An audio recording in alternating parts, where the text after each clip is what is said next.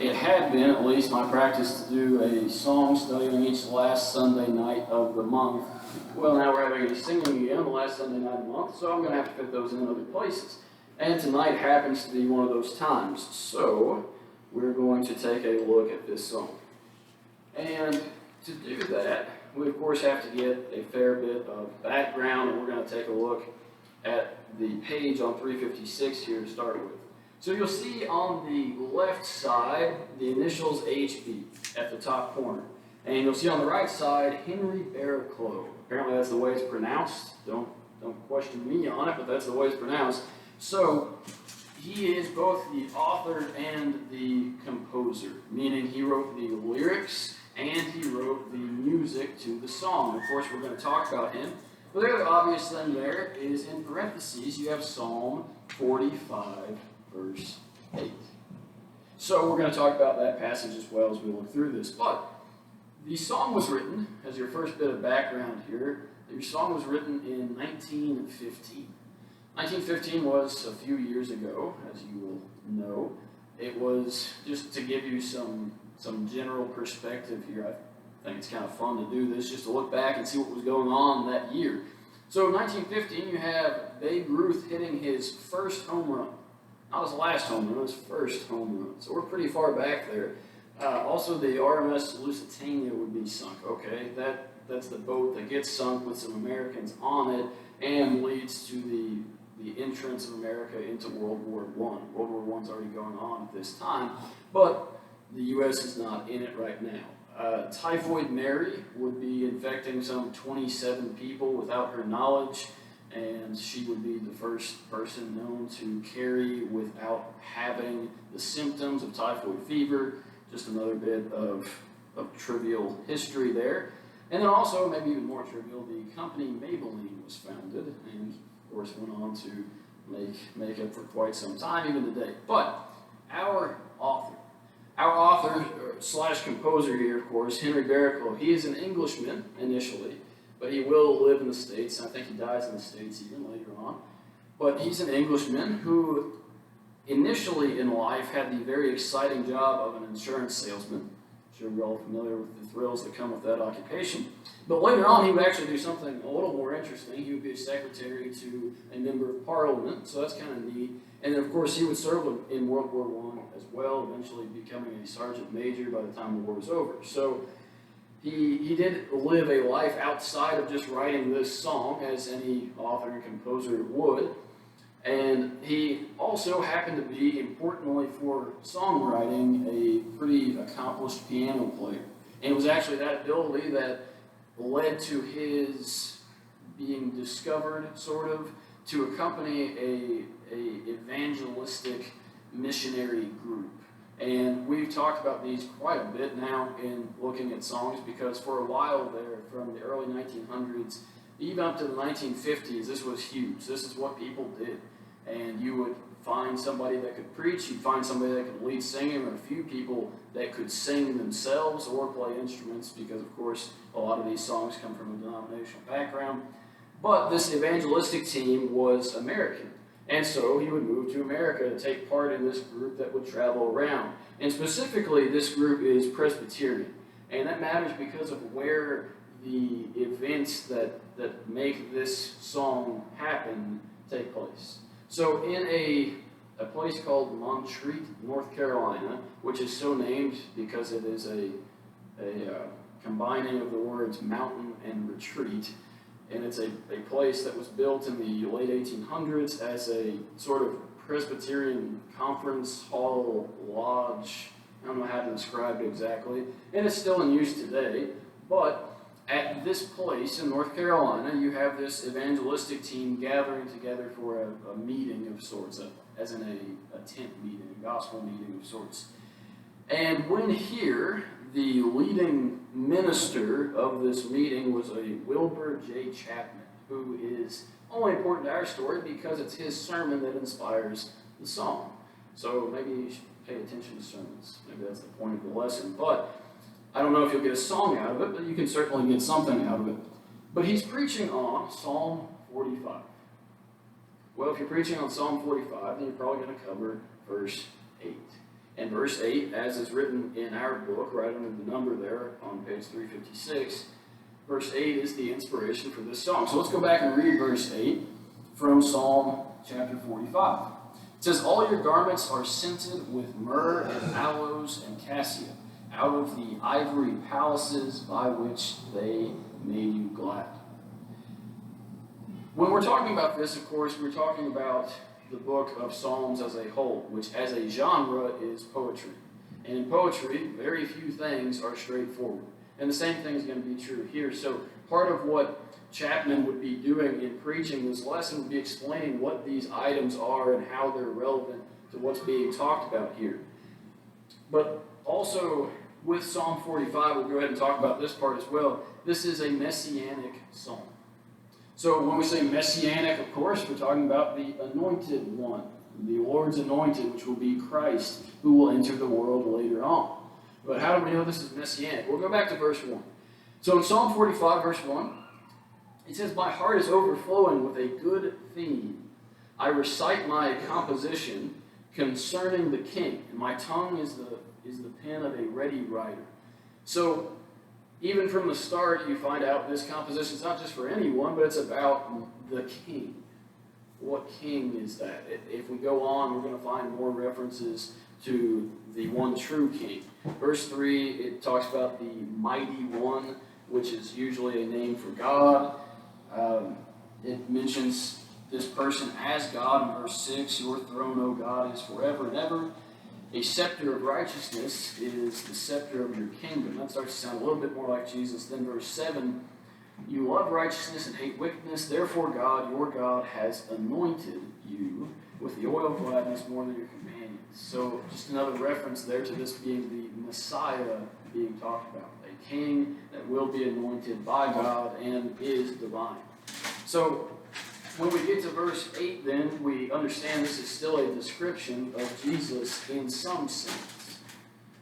It's kind of a difficult passage to understand just because the references are very allegorical. It's not very straightforward, but it's this verse and this section of Scripture that inspires the lyrics to our song.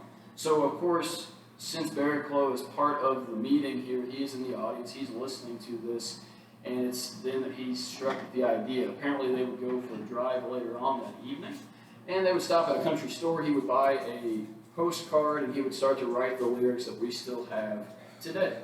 And so we have the inspiration for this song. So it's nothing too special, really, except that someone was listening when preaching was happening, and they found a verse that struck a chord with them, and now we still sing a song about it. I'm going to venture a guess that none of us would have ever even stopped at this verse, even reading through Psalms, if it weren't for the work of our author making this one verse into a song worth singing. So just because of that, it is pretty important that that lesson was preached and that our author was there to hear it so that he would write a song about it. The music of the song, I think, is pretty good. Not that I'm a music critic or anything, but I think it's pretty good, especially the chorus, which is, for good reason, the best known and best part of the song. But the music is sung in unison for the verse. But then when we get to the chorus, there is a duet. Well, initially when the song was written, I don't know why, but it was written as and performed as a duet immediately after its writing. So Barry Clough, after writing the lyrics, went back to the retreat center that night, and he would write out the music for it. That's the benefit of being a good piano player to start with. And so he writes out this music, and musically this is kind of a challenging song to sing. If you were paying attention when we were singing it, you found that out. There's just a lot going on here, but it is very pretty. But it was sung as a duet. I assume it was a soprano-alto duet as we sing it still now. I'm not sure if that was the case. But every song that we sing is supposed to be sung in a certain style. And this one, it doesn't mention it in our books, but some books will actually say specifically, and we have other songs that do this, but some books for this hymn will say it's to be sung softly, slowly, and with much expression. So this song isn't supposed to be a toe tapper. This song is supposed to be moving because of what you're singing and because of the music that really does well at accompanying the words that have been written out. So that's a little bit of our background here, but let's move into some of the lyrics. But to start with the lyrics, we're going to read just a short passage that comes from the sermon itself that inspired the song. We have some of that recorded for us. So Chapman, when he was preaching on this passage from Psalm 45, he said, "Coming out of the ivory palaces of heaven to redeem the world, clothed in garments that are perfumed with myrrh for beauty, with aloes for bitterness, and with cassia for healing, and the fragrance of which remains to tell of his near presence." It seems like a far stretch for us to read verse 8 and to get this song, but if we were there to hear the sermon, I think you could pretty well follow the outline of the sermon verse by verse, because he was inspired by not just the text, but by somebody's exposition of the text. So that's why it might not line up exactly with verse 8. But let's start looking at the verses of the psalm. Starting, of course, with verse 1. In verse 1 it says, "My Lord has garments so wondrous fine." So is this a praise of Jesus' clothing? I guess sort of. But it goes back to the text itself to say all your garments are scented with these things. Are Jesus' clothes something special? Not really. But that's the whole point of this being in the Psalms. It is poetic. It is a way of showing his beauty, his pleasantness. I don't know how you want to say it, but it's a figurative way of talking about how great Jesus is, just based on the way his clothes smell even. I know that sounds strange, but that's how the psalmist described it, and so that's how our songwriter described it as well.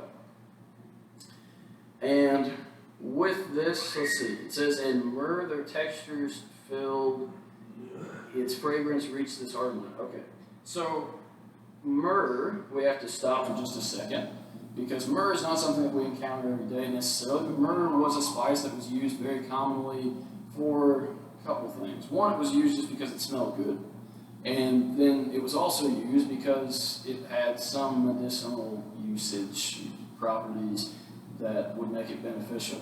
So actually all three of these things will. The myrrh, the cassia, the aloes, they're all kind of similar in that way. They're all used medicinally, and they all smell pretty good as well. So it depends on which way you're taking this. If you're saying that the myrrh is the good smell, okay, that's true. And you might say, well, that's Jesus being prepared for his burial. In fact, it's very likely myrrh was included in the spices that were used in his preparing his body for burial. So it could be alluding to that in this messianic prophecy. Otherwise, it would just be describing the beauty of Christ. But either way, at the end of the verse here, it says, "Its fragrance reached to this heart of mine, with joy my being thrilled." So it really doesn't matter how it's describing Jesus. The fact that it is describing Jesus, and especially that it's describing him some 1,500, about 1,000 years before he would come to earth, that makes it all the more special, that we get to look forward to his coming from 1,000 years before it even took place. Second verse of the psalm, that is, verse 2, says, "His life had also its sorrows sore, for aloes had a part." So again, aloes being used as a kind of healing, kind of soothing property that they have. We still use it today for mostly sunburn, but it also works for other minor scrapes and things. So that's kind of the idea with this. And certainly Jesus' life was hard. I don't think we appreciate that enough. We know the cross was hard, and that's what the second part of the verse will talk about. But his whole life was a struggle. It was a struggle just to become human in the first place. I was going to turn over and read from Isaiah chapter 53 just to highlight this a little bit more. In Isaiah 53, verse 3, it says, "He is despised and rejected by men, a man of sorrows and acquainted with grief. And we hid, as it were, our face from him, because he was despised, and we didn't esteem him." We didn't care about him. We didn't want him, is the idea. And Jesus' life was difficult as a result. coming to his own, and his own rejecting him, according to John 1, verse 11. The second part of the verse, it says, "And when I think of the cross he bore, my eyes with teardrops up." Hopefully that's true for us. I think sometimes we get even a little bit numbed to that sacrifice. Certainly we might forget about the life that was difficult, but that one event at least should bring us to tears, should have the capability of doing that. And it's kind of the focus of the song, but I think it's less the focus of the song, the cross by itself, and more the focus is on his leaving from the Ivory Palaces, as it's being used figuratively to say where he is from, which of course is heaven. So it's more about that than any individual event in his life, but just the fact that he was willing to leave there and come here. It makes all the difference. So, in verse 3, funny thing about verse 3 is actually verse 4. I don't know why this happens so often when we go to a song study, but for some reason, we just don't use all the verses every time. And that's okay. You don't have to use all the verses. I do think verse 3 is probably the weakest verse. That may be why it was left out. But in the editing of these hymnals, sometimes verses are left out. And again, it's just up to the editor as to whether or not that's going to make it in. But it is original. It was written at the same time as the rest, and it was left out sometime later. So, third verse, I'll read it for you just so you know what it is. It says, "His garments too were in cassia dipped." So we get that last element of verse 8 that we don't get in the song, in cassia. Cassia is, actually it's a whole genus of plants. It includes something kind of like cinnamon that is used as well for the same purpose of healing, of medicinal property. So kind of the same idea, and also smells sweet. So his garments too in cassia were dipped, with healing in a touch. Each time my feet in some sin have slipped, he took me from its clutch. So again, I'm going to suggest this is probably the weakest of the verses. You don't have to agree with that. But if you have to pick one to kick out, it's probably going to be this one. So maybe the weaker of the rhyming schemes as well, but it just didn't quite make it into our book. So we don't sing it, but it is there in case you ever wanted to know. Verse 4. Verse 4 is pretty straightforward. I'm not going to over elaborate on it. But it says, "In garments glorious he will come." So it has been speaking of the garments that he wears that are so beautiful and so well scented. And it says he came to earth with those, sort of, but he's coming back in them. So that's the other important part of this. Jesus will return to open wide the door. "And I shall enter my heavenly home to dwell forevermore." Again, pretty straightforward, but that's the other side of this song. Jesus left heaven so we could go to heaven.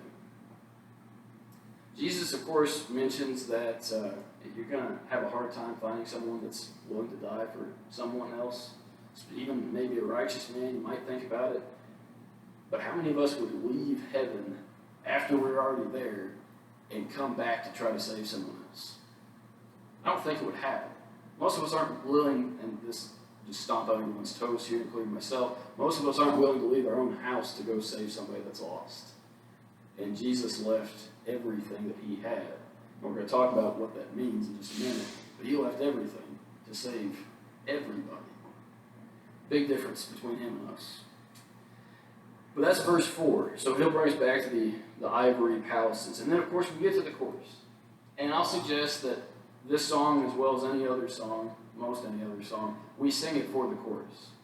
If this song were just verses, if that was it, we probably wouldn't know it, we probably wouldn't sing it, but because of the chorus, it is a very well-known song, not just here, but everywhere. Because the chorus is so powerful, because the chorus is so moving.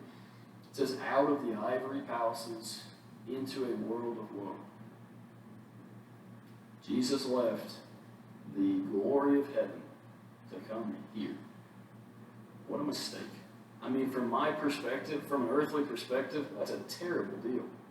He had everything he could ever want, He came here so he could have nothing that he ever wanted. But he left for us. And that's the second part of this, of course. Only his great, only his eternal love. Not mine, not yours. We couldn't do that. We wouldn't do that. Only because he has that kind of love. He came to save us. What do we learn? A few things. Number one, pay attention to sermons. How about that? So, if you want to write a song, you might just want to pay attention to the sermon. Probably not this one. This song's already written. You're probably not going to write a second song about this. Be some copyright issues. But other sermons, certainly. I said it a little bit before, but really, how many of us reading through the book of Psalms, even reading just Psalm 45, if you read it 5 times over, would you have noticed that verse? Would you have ever thought that there's more to that verse than just some weird description of Jesus' clothes? If I'm honest, I would say, nope, never. I'd never think to preach on that verse. I would never think any more about that verse than it just happens to be in that song. But now, because someone wrote a song about it, we know that verse, or should know that verse, just based on this. And sure, it takes some liberties poetically from the poetry that's already written to say, well, Jesus, the garments that he was clothed with, they were for this purpose. They were for healing. They were for all the pleasant sense that he... So he goes a little bit farther, but then really that next phrase, out of the Ivory Palaces, I don't think the psalmist intended for it to be meant that way.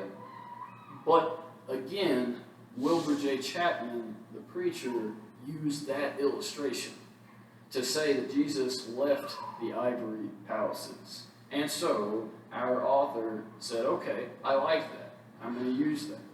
And now we know that phrase from Psalm 45, verse 8, just because it was used in this way. Second thing we learn, or should learn, that Jesus' sacrifice started not at the cross. I know we focus so much on the cross. We should focus so much on the cross. It's crucial. It's the most important moment in human history. I guess the resurrection is, actually. But it's the second most important event in human history. Okay? So we should focus on it. But when did Jesus' suffering start? I think it started about 9 months before he ever stepped foot on the earth. Does that sound right? Jesus left heaven. Jesus left everything behind. Jesus left angels behind. Jesus left the constant praise behind. Jesus left his throne behind. I'm going to turn over to Revelation real quick. Because most of the time when we read in Revelation 21, we're thinking about ourselves, if we're a little bit honest with ourselves. And we'll read this passage and we'll say, okay, that sounds great. I want to go there. But this is what Jesus is leaving. And then we're going to look at the contrast of that. Revelation 21, starting in verse 2. It says, Then I, John, saw the holy city, New Jerusalem, coming down out of heaven, from God, prepared as a bride adorned for her husband. And I heard a loud voice from heaven saying, Behold, the tabernacle of God is with men, and he will dwell with them, and they shall be his God, or his people, and he himself will be there and be their God. Verse 4, And God will wipe away every tear from their eyes. There shall be no more death, nor sorrow, nor crying. There shall be no more pain, for the former things have passed away. Then he who sat on the throne said, Behold, I make all things new. Jesus left that. Jesus left a place that was perfect so that he could come to a place where God himself would not be there and would not be their God. He went from that place to a place where God will not wipe away his every tear, where there will be death, where there will be sorrow, where there will be crying, and there will be pain. And the former things still exist, and all things are old. Why would he do that? I would never consider doing that. I know it sounds selfish, and it's because it is, because I'm human. But why would Jesus do that? Only his great eternal love made him go. Jesus gave up even more than that, too. Jesus, I've never really thought about this before, but in looking at this lesson, this is the way I went. Jesus gave up being all-powerful. Now, I have never been all-powerful. You have never been all-powerful. But can you imagine giving it up? You could do anything. You could say it and it would happen. And now, you can say it and somebody will strike your face.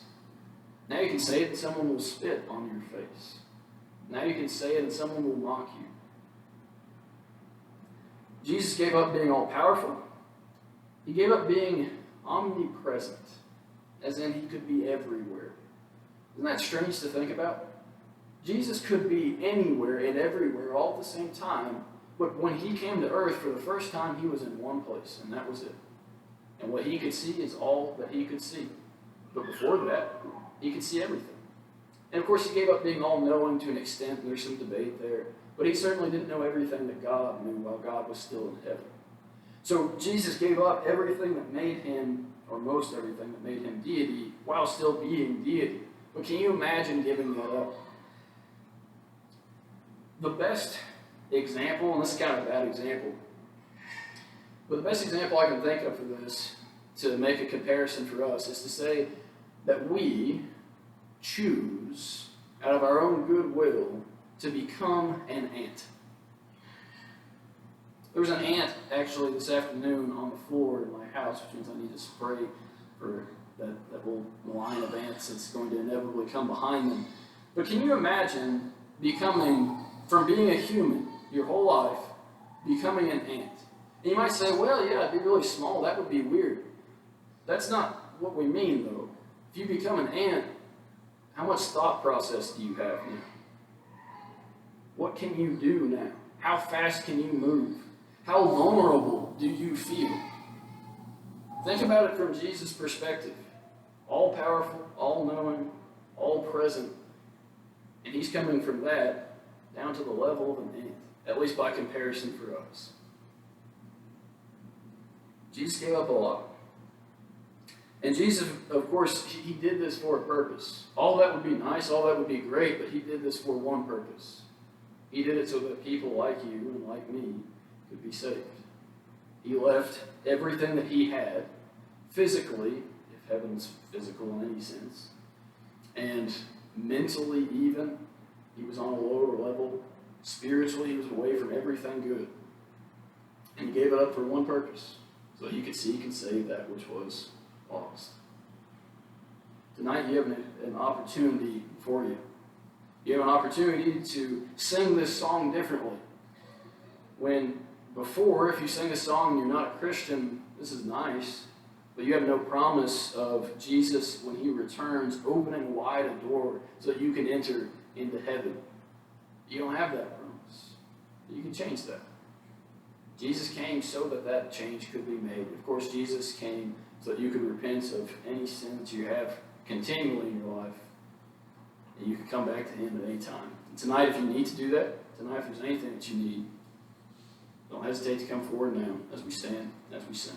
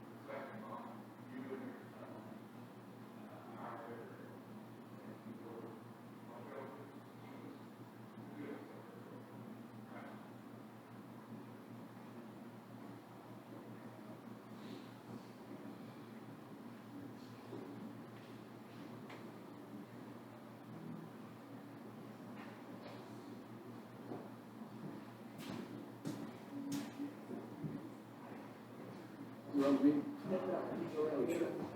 you can do it. That would be just fine. Yeah.